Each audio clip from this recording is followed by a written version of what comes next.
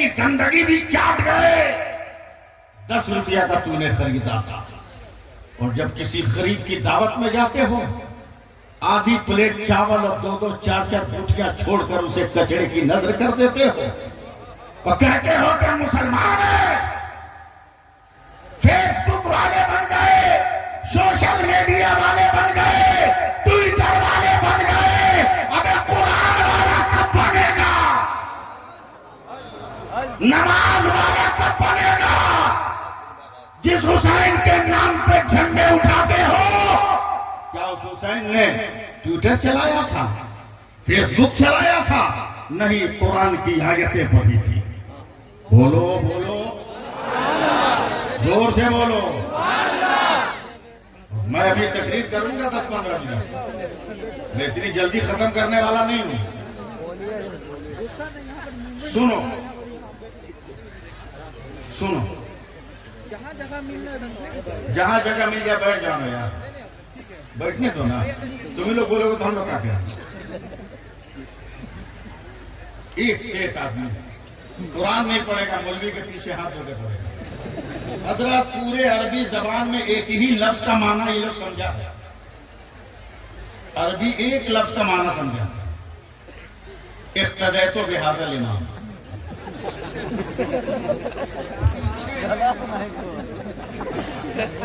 इसे इसे मानते, इसके अलावा किसी अरबी का तर्जमा ही नहीं मानते।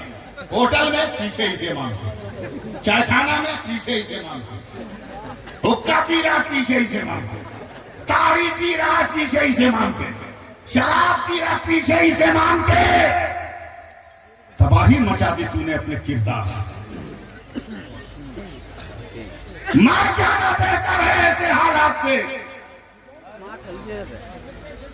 ये हमारी बेहिसी है कि एक टकला पूरे भारत को उठाए हुआ है।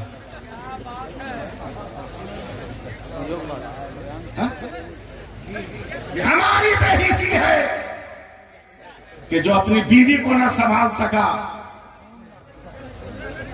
वो कौम की बेटियों को संभालने का दावा कर रहा है। ये हमारी बेवकूफी है कि हम लोगों ने आधार कार्ड पर यकीन रखा है, वोटर आईडी कार्ड पर यकीन रखा है, अपने कुरान पर यकीन नहीं रखा। अल्लामा हम्माद साहब किबला बहुत बड़े मुकर्रिर हैं, मैं तो मिला खाऊं, मगर किसी दिन अगर मोदी से मेरी मुलाकात हो जाए तो मैं आग्रह करूंगा, मोदी वहां से बहुत बिल लाए हो, पार्लियामेंट में एक बिल और ले आओ। बोला क्या? बोला Aadhaar card cancel, voter ID card reject, no ID. बोला फिर? बोला जितने नागरिक जिस धर्म के भारत में रहते हैं वो अपने धर्म की किताब को पढ़कर साबित करें कि वो हिंदुस्तानी है। ये बिल लाओ। नानी मर जाएगी, कोई साबित नहीं कर पाएगा, मगर हाथ उठाकर इस्तेमाल करना। अल्हम्दुलिल्लाह ये तो पढ़े लिखे हैं, हमारी कौम का बच्चा बच्चा कुरान पढ़कर बता देगा कि हम हिंदुस्तानी हैं। पूरा मजमा हाथ उठाओ, बोलो सुभान अल्लाह। क्या बात है। मोदी के गुर्गों ने कहा रे मौलाना कुरान में कहा हिंदुस्तान लिखा है, तो तुमको थोड़ी नजर आएगा, नजर तो हमको आएगा। क्या बात। बोला अगर तुम साबित कर दो ना। मैंने कहा साबित? अबे हम तो बहुत पढ़े लिखे आदमी। ये तादी से नेमत के तौर पे बोला मुझे, मैं तो बहुत पढ़ा लिखा आदमी, हम तो अपने कौम के बच्चों से कुरान पढ़वाते हैं। बोला कहाँ लिखा है हिंदुस्तान? कुरान में लिखा है, तुमको नजर ना आए तो हम क्या करें? लिखा हुआ है। बोला नहीं है, साबित करो। मैंने कहा जलसे में तकरीर करते करते मेरा इंतकाल हो गया, डरोगे मत, इतनी जल्दी आने वाला नहीं हूं इंशाअल्लाह।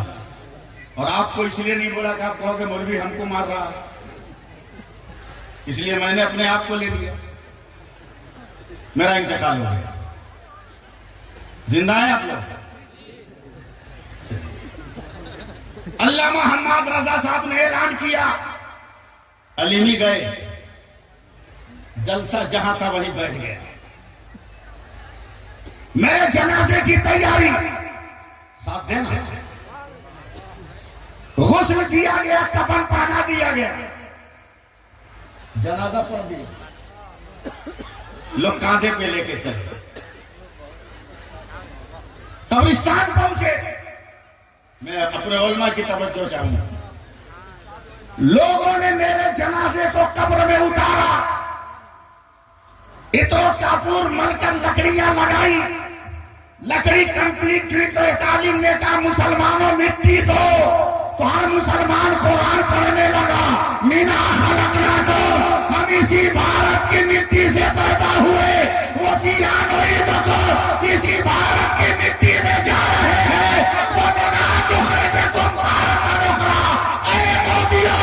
मरने के बाद भी रिश्ता खत्म नहीं होगा, कयामत के दिन उठेंगे तो अपने भारत की कोख से उठेंगे।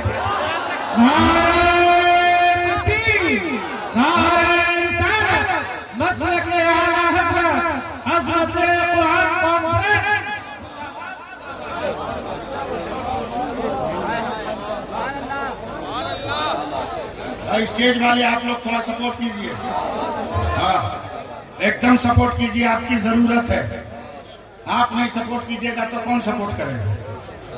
हाँ? तो एक से एक बकलोल लोग बैठे रहते हैं कभी कभी। अरे पूरा भारत बकलोलों पर है,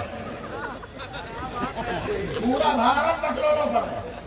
जज बकलोल, चीफ जस्टिस बकलोल, डॉक्टर बकलोल, इंजीनियर बकलोल, नेता बकलोल, प्राइम मिनिस्टर महाबकलोल।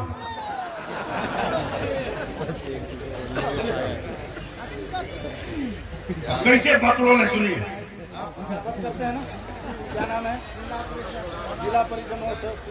जिला परिषद मोहम्मद सौराब साहब, आप सुनिए, मेरे पैगाम को पहुंचाइएगा कैसे बकलोल लोग रहते हैं। आई देखो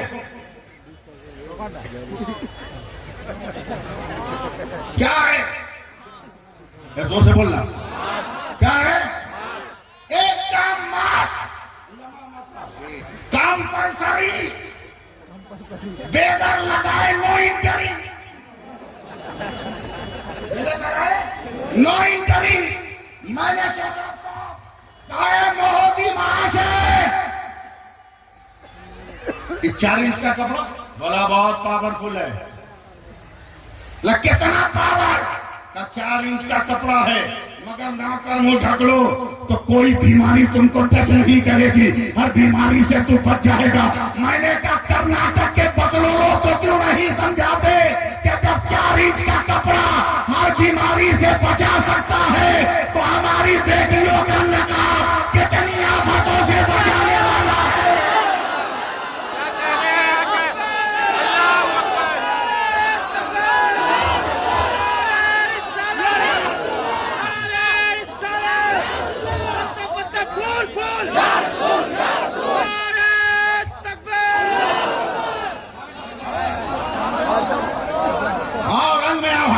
बोलो या रसूल अल्लाह बोलो, तुम नहीं बोलोगे तो कौन बोलेगा?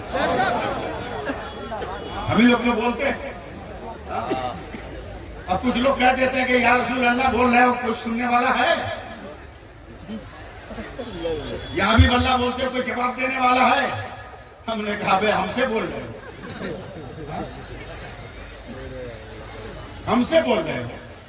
अभी राजधानी से सफर कर रहा था, सेकंड एसी में थी, मेरे सामने सीट पर बड़ा खूबसूरत नौजवान था, 20-22 बरस का होगा, मुस्कुराता था तो लगता था बस एकदम महताब को कहिए लबे नाजुक का तबस्सुम, खुर्शीद को तपता हुआ रुखसार समझिए। बड़ा खूबसूरत था अल्लाह मोहम्मद सल्लल्लाहु, बड़ा हसीन, मगर लगता था कि किसी मालदार का बेटा है, इसलिए कि फटा हुआ जींस पहने हुआ।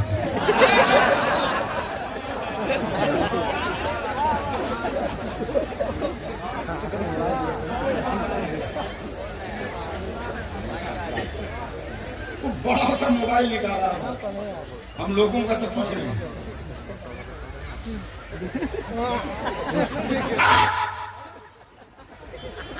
एसी में मुझको पसीना आया, पड़ा गया। हम टेंशन में आ गए, हम खड़े हो गए। हमने कहा बेटा काहे को चलती ट्रेन में जल्दी ला रहे हो, कोई मिर्गी उर्गी है तो बोल दुआ हुआ पड़े हैं, जिन्नात भूत शैतान पकड़ा हो तो हम स्पेशलिस्ट हैं, झाड़ दे हम। बोला नहीं मौलाना, हमें क्या हुआ? बोला एक पार्टनर है जिसके यहाँ 5 लाख रुपया मेरा बाकी था, वो मिल ही नहीं रहा, न कॉल रिसीव कर रहा था न मैसेज रिसीव कर रहा था। आज ऐसे हमने ट्राई कर दिया कि हमारा पैसा दोगे कि नहीं, मैसेज रिसीव कर लिया और रिप्लाई भी कर दिया, बस 3 दिन में तेरे अकाउंट पर ट्रांसफर कर रहा हूं। मैंने जोश में हाथ पकड़ लिया, कहा ऐसा हुआ? बोला देख लीजिए। मैंने कहा उतार नीचे, और भारत के बजलोरों को समझा कि चलती ट्रेन से जब पार्टनर का मैसेज पार्टनर तक जा सकता है और पैगाम आ जा सकता है, तो उन्नति का करो मुस्तफा तक क्यों नहीं जा सकता है, और आशिकों का फातिहा खाजा तक क्यों नहीं जा सकता है। बोलो सुभान अल्लाह।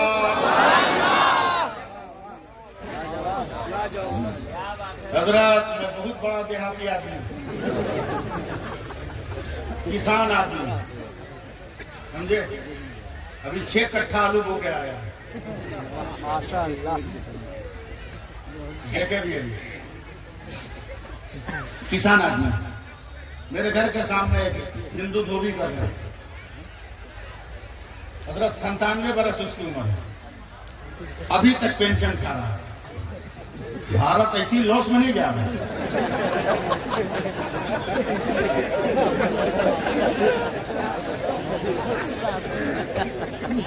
अभी तक पेंशन खा रहा है। एकदम मुकम्मल ओरिजिनल जाहिल अनपढ़, इतना पता नहीं कि अंगूठा कहां लगाना।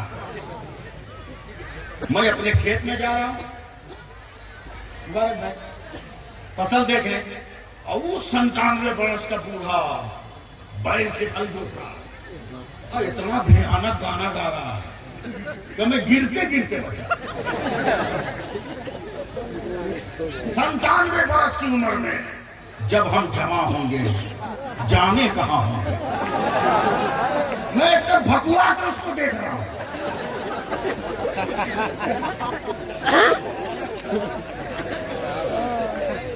क्या मौलवी साहब आप आ गए? मैंने कहा आ गया।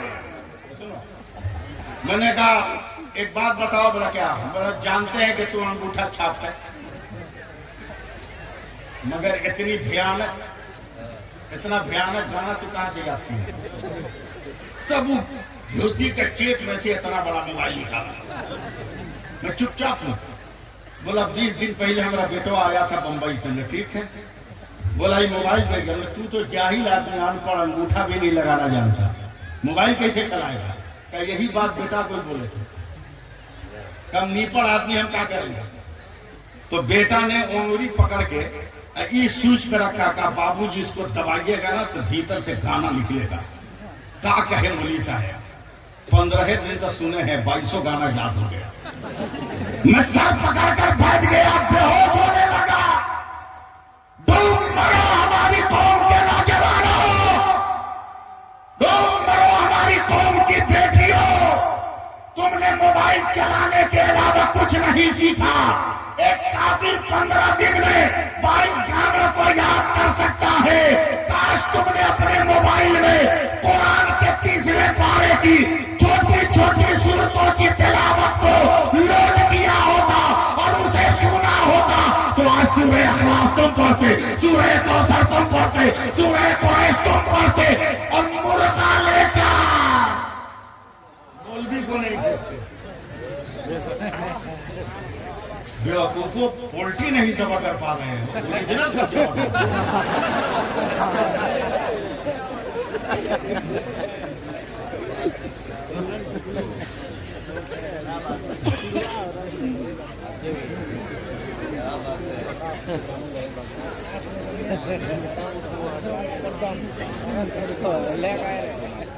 बस उधर से लाइट जल गई, रेड। मैं तकरीर करने आया था लेकिन तकरीर किया नहीं। छोड़िए, फिर कभी सुन लीजिए, मगर एक बात सुना के जाएंगे, एक बात सुना के जाएंगे, उसको सुनना ही पड़ेगा।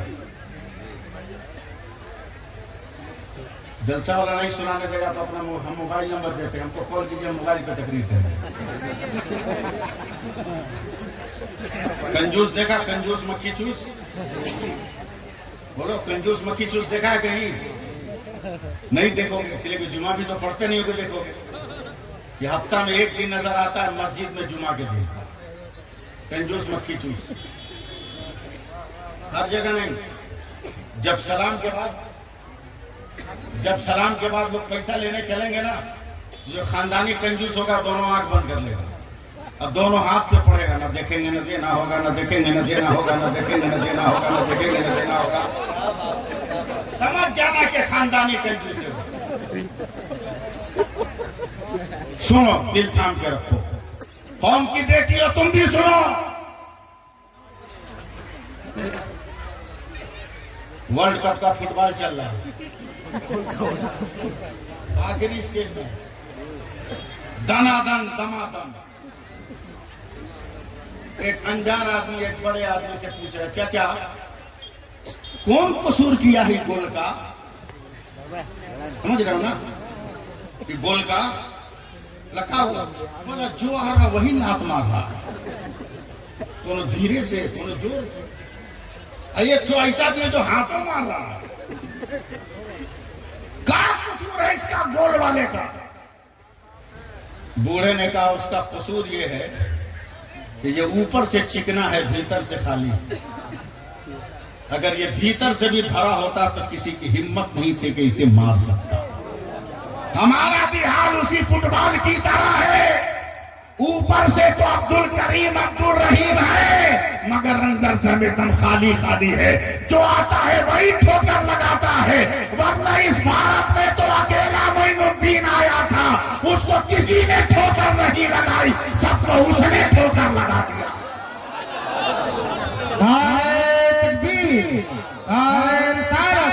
मसलके हजरत ख्वाजा का हिंदुस्तान। आखिरी बात सुन, कुरान की तालीम सुन।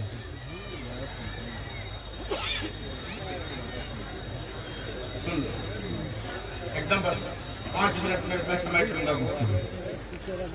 मैं जबरदस्ती करने का आदी भी नहीं, और वाकया छोड़ो, फिर कभी सुन लेंगे। जलसे वाले बोला है उनको अगर ओवरटेक करेंगे तो हमको ओवरटेक कर देंगे, समझे? बाल बच्चेदार आदमी आगे पीछे सब देख दाख के चलना पड़ता। आखिरी बात सुन, आज भी अपना रंग जमा लो। उन लोगों को नहीं मालूम है कि जलसा हो रहा है, उन लोगों को मालूम है कि नहीं कि जलसा हो रहा है, दिखा रहा है। हम मोटरसाइकिल में, वो भी खैराते में लिया होगा कहीं ना कहीं से, पेट्रोल उधार भरवाया। हजरत एक लड़का आया नौजवान, देखा मेहंदी है हाथ में, मैं समझ गया एकदम ताजा ताजा है। कहे मान साहब एक ताबीज दे दिए, हमने कहा है। बोला रात को नींद नहीं आ रही, रात को नींद नहीं आ रही। शादी हो गई? बोला हाँ। कितना दिन हुआ? का 20 दिन। हमने नींद नहीं आई, कोई ताबीज नहीं हुआ। बोला क्या है? बोले मारेंगे, जूता से खोपड़ी फाड़ देंगे। लगा हुआ? बोला बोरा पे तो तू बचपन से सोता आया है, चट पर चटाई पर, अब बॉक्स वाला पलंग मिल गया, नरम गद्दा मिल गया, नींद आएगी कहां से?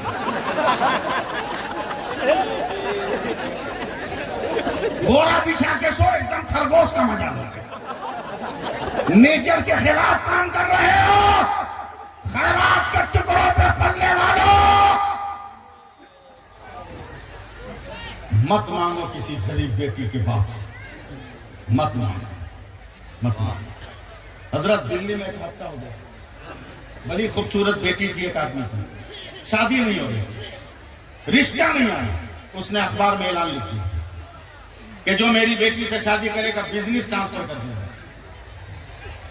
अखबार जैसे ही मार्केट में आ गई, बाप रे बाप, लाइन लग गई नौजवानों को, एक से एक हेयर की स्टाइल, एक से एक जूता वाला, एक से एक पैंट शर्ट वाला। उसमें से सेलेक्ट करके बाप ने अपनी बेटी की शादी कर दी। 2-4-10 दिन के बाद का बेगम, ये भी एक अजब नाम है, पता नहीं किस पढ़े लिखे ने रखा बेगम। वो बेगम, गम के लिए हम, वो बेगम।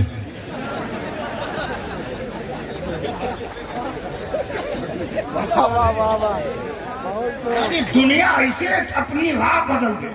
हजरत, पहले मालदार आदमी अपने दरवाजे पर आदमी रखता था कि कुत्ता न घुस जाए। अब मालदार आदमी अपने दरवाजे पे कुत्ता रखता है कि कहीं आदमी न घुस जाए। मिजाज बदल गया।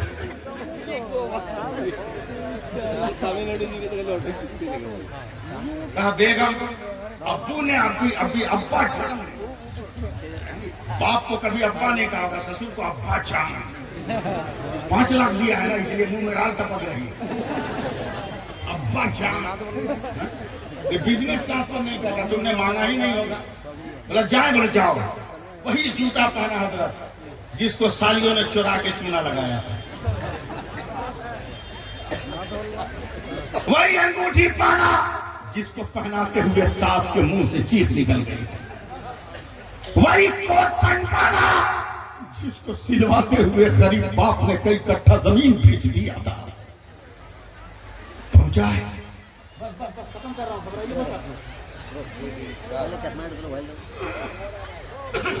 बोला बेटा तेरी आमद का मतलब कहा, अब्बा जान आपने बिजनेस ट्रांसफर नहीं किया। क्या बेटे मैं तो इंतजार कर रहा था, कब आओ। ससुराल भी एक अजब नाम रखने वालों ने रखा है। ससुराल, ए मुबारक भाई, उर्दू सुनिए ना। ससुराल रखने वाला कितना पढ़ा लिखा था।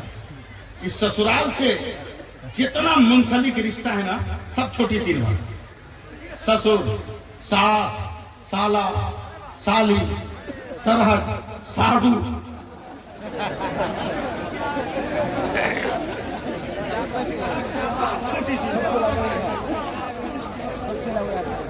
छोटी सी बात। कभी एक को बड़ी सीन झुका दिए होते, उसमें शराफत आ जाती। क्या लगा है भैया? हाँ, समझी समझन सब सीन थे और बहुत कुछ है, वो भी छोटी सी थे।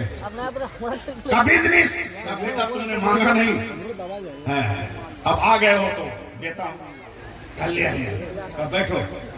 गया तो आधा घंटा लगा बड़े मियाँ को आने में। घर से जब बड़े मियाँ निकले हैं ना, तो 36 इंच का कटोरा सिर पर, अल्युमिनियम का बड़का पियाला। इस टेंशन में कौन कंप्यूटर है जो इतना छोटा अलमारी में आ गया,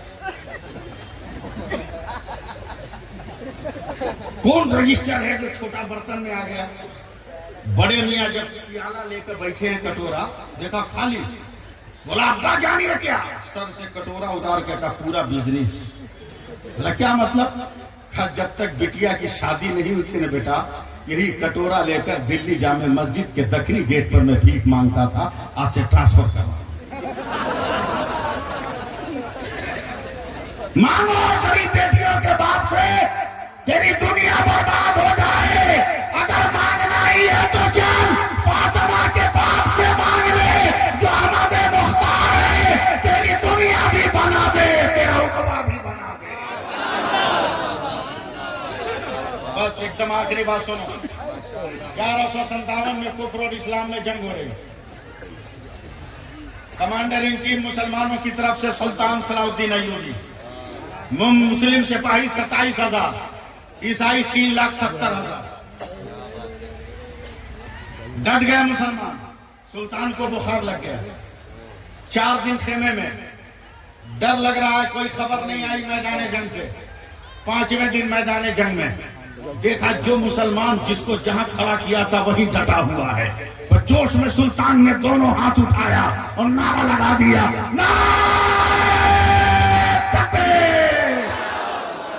हाथ उठा के जवाब देना चाहिए बुज़दिलो, नारे तकबीर, नारे रिसालत, मसलके आला हज़रत, अज़मते कुरान,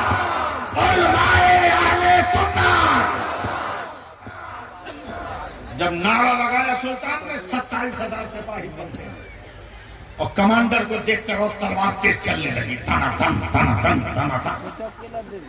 दस्तूर था कब जंग बंद होगी, कब जंग शुरू होगी। सूरज डूबते ही जंग बंद हुई। सुल्तान ने कहा सिपाहियों तेरी जुर्रत को सलाम, 4 दिन हो गए तुमको जीत नहीं मिली, जबकि अक्सर मैदानों में देखा है कि तुमने तलवार नियाम से बाहर नहीं किया कि दुश्मन भाग गया। एक सिपाही ने कहा हुजूर कोशिश कर रहे हैं मगर कामयाबी नहीं मिलती। कहा तौबा करो, मुसलमान की शान ये नहीं कि कोशिश करे और कामयाब ना। सर्वे करो, किसी से गुनाह तो नहीं हो रहा, बस 2 मिनट सुभान अल्लाह कह दो। एक सिपाही खड़ा हुआ, कहा जान की अमान पाऊं तो करूं हुजूर, एक भूल हो रही। बोला क्या? बोला दुश्मन इतना बदमाश है कि सुबह सवेरे हमला करता है, आधे लोग नमाज पढ़ते हैं, आधा उसको रोकते हैं, फिर नमाज वाला उसको रोकते हैं, जो नमाज नहीं पढ़ा वो नमाज पढ़ते हैं। हुजूर जैसे तैसे उंगली मार के हम लोग कुल्ली करके वजू कर ले रहे हैं। 4 दिन हो गया हम लोगों ने दतवन नहीं किया है, मिसवाक नहीं किया है। सुल्तान ने आंख बंद किया, कल सुबह को भी उंगली मार के वजू कर लेना, कल मैदान में मैं रहूंगा। फजर की नमाज पढ़कर सुल्तान ने कहा सिपाहियों चलो मैदान में। हर सिपाही दौड़ा अपने घोड़े की तरफ, हथियार की तरफ। एक जिम्मेदार मुकर्रिर की मौजूदगी में ये मिला था बोलना, समझे? अल्लाह मोहम्मद रजा की मौजूदगी में बोलना। भागे सिपाही तलवार तेज उठाने। सुल्तान ने कहा खबरदार, न कोई घोड़ा लेगा ना हथियार लेगा। सिपाही कांप गए। बोला फिर? बोला सब आदमी 6-6 इंची का मिसवाक लेके चलो मैदान में। सिपाही हिल गए। 1 मीटर की तलवार से कुछ नहीं हो रहा है, 6 इंची की लकड़ी से क्या होगा। 27,000 मैदान में गए। सुल्तान सलाउद्दीन अय्यूबी ने कहा सब लाइन लगा के बैठ जाओ, लाइन एकदम सीधी रहे। इधर देख, लाइन एकदम सीधी रहे। 27,000 बैठ गए। बोला सबका हाथ एक साथ दांत पे चल जाए। 27,000 का चलने लगा। उधर दुश्मनों के कमांडर ने अपने जासूस से कहा मुसलमान को देख किस हाल में आज इतना गुस्सा चढ़ा कि खीरे ककड़ी और गाजर मूली की तरह उसको काट देंगे। पता लगा किस हाल में है। जासूस आया और जब ऐसे इसे देखा तो ये प्रैक्टिस कभी देखा ही नहीं था। मैदान जंग में ये आइटम देखा ही नहीं था। करीब आके देखा, कुफ्र के दिमाग में न जाने क्या फैसला किया। घोड़े पे बैठा भागा का कमांडर, खैरियत चाहते हो तो भागो वरना कल्याण नहीं है। बोला क्या हुआ? बोला कल तक तो मुसलमान तलवारों से मार रहा था, आज दांत को तेज कर रहा है। जो पकड़ा जाएगा कच्चा चबा जाएगा, जो धरा जाएगा हड्डियों समेत को कोड़ा के रख देगा।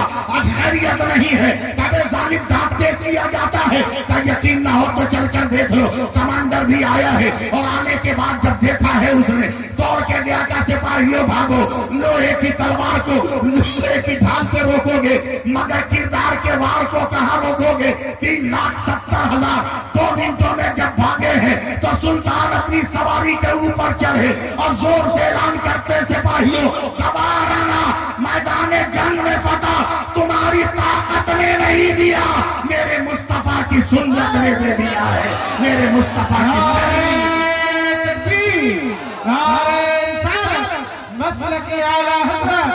मज़हब इस्लाम। अब मैं उर्दू बोल दूं वरना उलमा कहेंगे कि ये उर्दू नहीं जानता, इसलिए उर्दू बोलते हुए मैं आपसे रुखसत हो जा रहा हूँ। मुसलमानों इनकलाब पैदा करो, इनकलाब पैदा करो और बगैर जहेज के शादी करो। सही। अगर तुम्हारा बाप मानता है जहेज तो कह दो मैं सेहरा ही नहीं बांधूंगा, सेहरा ही नहीं बांधूंगा।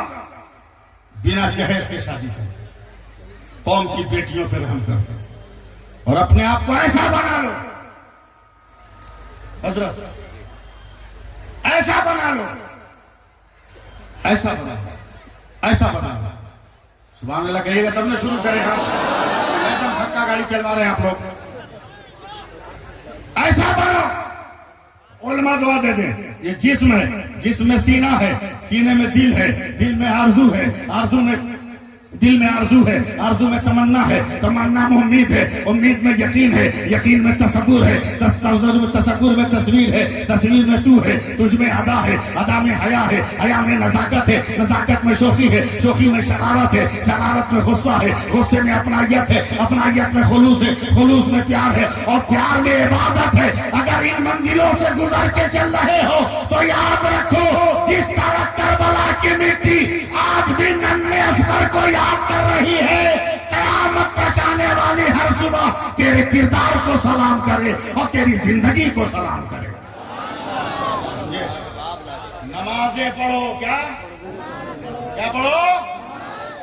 औरत को देख रहे हो, समझे हो कभी कितनी बुद्धिमान है वो? भीख मांग के लिया, समझ में तो आया नहीं, पांव फैला दिए दबा। ये तो ठीक है कि तुम गर्दन नहीं बढ़ाते हो, दबा।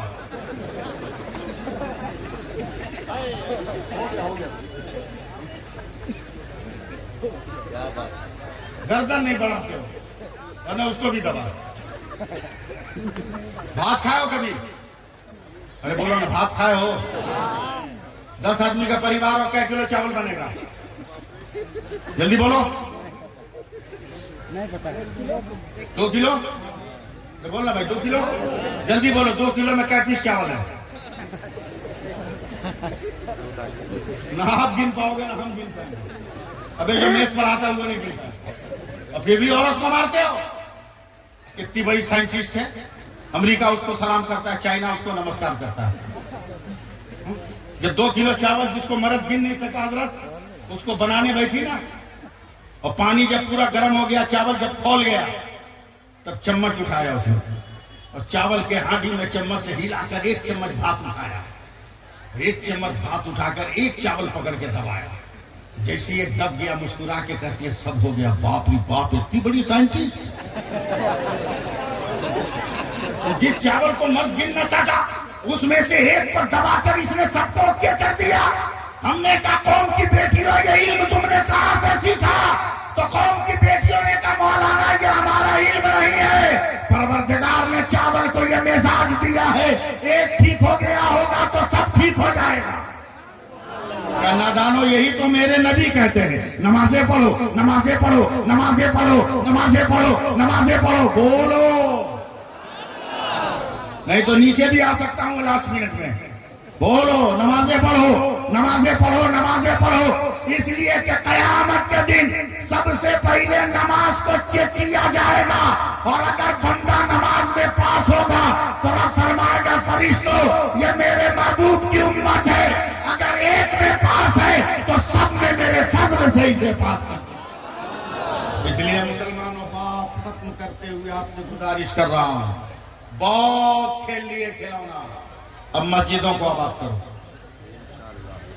अब मस्जिदों को आबाद करो, नमाज पढ़ो, समझे? और अपने पांव का साइज सही रखो, समझे? पांव का साइज सही रखो। जुमा पढ़ने जाओ तो हड़बड़ा के दूसरे के जूता पहन के मत भागो। पांव का साइज सही रखो, अपना जूता पहन के आओ। पाबंदी से नमाज पढ़ो, भीख मांगना बंद करो, भीख मांगना बंद करो। अल्लाह ने अगर दौलत दिया है तो तू गरीब बेटियों की शादी नहीं करता। मेरे नबी कहते हैं जो मेरी उम्मत की गरीब बेटियों की शादी में हिस्सा लेगा, ऐलान कर दो को मेरी रहमत में हिस्सादार। अल्लाह ताला हम सबको अमल की तौफीक अता फरमाए, सिराते मुस्तकीम पे चलने का जज्बा अता फरमाए। इंशाअल्लाह फिर कभी तकरीर का मौका आप लोगों ने दिया तो तकरीर कर दूंगा। बस ये आखिरी शेर सुन लीजिए कि फलदार के नसीब में है पत्थरों की चोट, फलदार के नसीब में है पत्थरों की चोट। ये हौसला नहीं है तो फिर बेसमर रहो, वो जहर में खुलूस तो पी जाओ शौक से, अमृत तो बेखुलूस तो ठोकर से मार दो। और मुसर्रत की तमन्ना है तो गम की इंतहा कर ले, सितारे डूब कर करते अनवार सहर पैदा।